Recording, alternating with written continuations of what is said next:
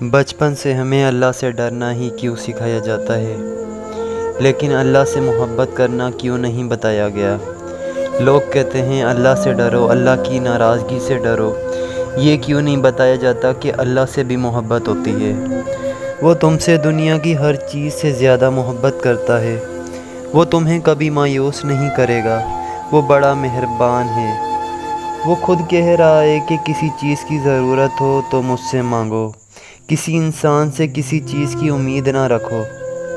اکثر تمہارے دل میں یہ سوال آتا ہوگا کہ اللہ تمہاری اچھی یا بری قسمت تمہارے وجود میں آنے سے پہلے ہی لکھ چکا ہے۔ اللہ تعالیٰ قرآن پاک میں فرماتا ہے کہ کس وقت کہاں میرے بندے کو میری ضرورت ہے، تو سوچو مت، وہ بہت رحمان ہے، وہ بہت کریم ہے، لوٹ جاؤ اس کی طرف۔